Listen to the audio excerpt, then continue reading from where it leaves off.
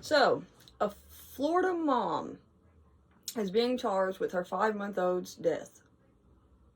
She basically starved him to death. And in some photos that I've seen, you could tell like he looked a little like he had like little chubby cheeks at first. And then by the time he was 5 months old, they're sunken in, and he weighed 7 pounds. 7 pounds at 5 months old. And then, not to mention, there is a video. They have surveillance video of her beating this baby.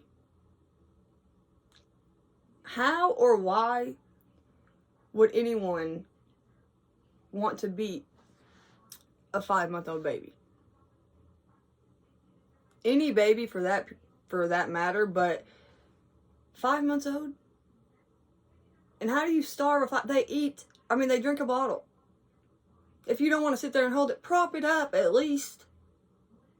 But no. She killed him. Some of y'all might have already heard about this, but her name is Tania McGowan, 23 years old.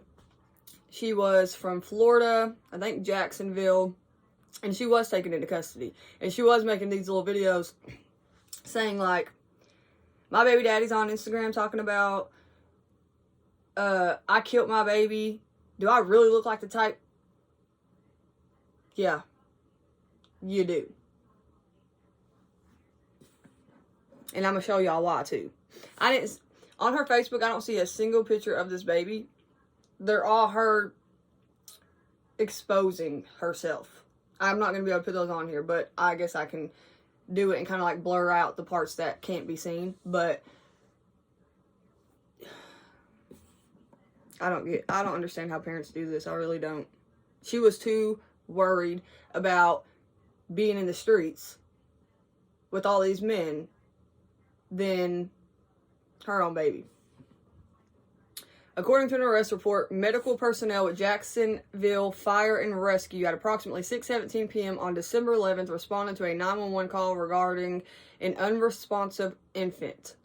Upon arriving at the scene, first responders located the infant and transported him to University of Florida Health. He was pronounced dead shortly after arriving at the facility. At approximately 8:45 p.m., deputies with the Jacksonville Sheriff's Office were dispatched to the hospital where their staff told them that the deceased child's mother, later identified as McGowan, had left the building right after her son was pronounced dead. While the results of an autopsy were still pending when the arrest report was filed, the medical staff told a detective that the child was emaciated, weighing only 7 pounds at the time of his death. The detective on the scene described the boy as appearing extremely malnourished to the point that the victim's stomach was caved in and his ribcage protruded.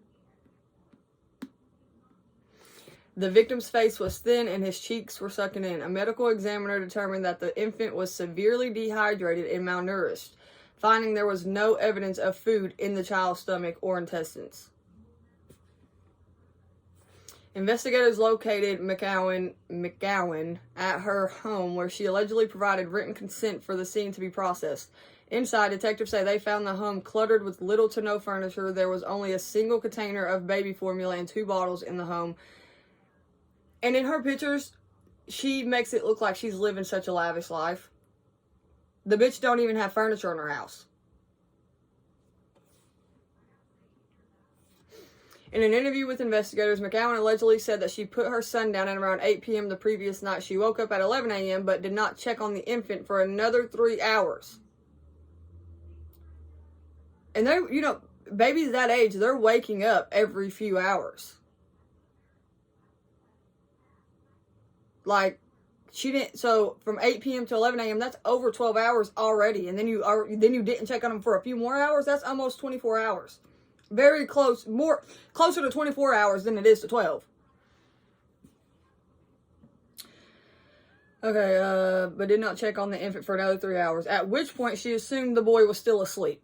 McGowan allegedly said that she fell asleep again, waking up around 6 p.m. and making a bottle. So that baby went to sleep at 8 p.m. and she did not even make him a bottle until 6 p.m. 22 hours.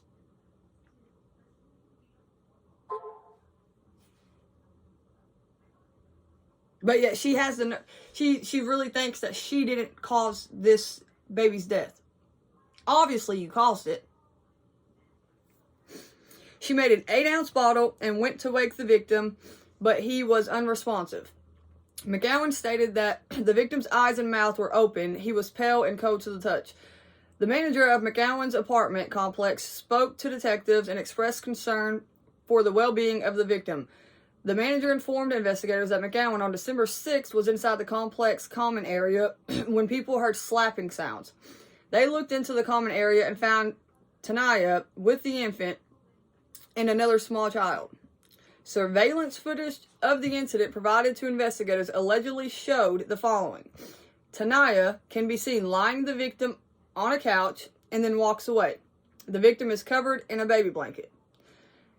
McGowan returns to the victim, picks him up, and then forcefully slams him back onto the couch. She grabs the victim by the head and face and forcefully twists the victim's head to the side.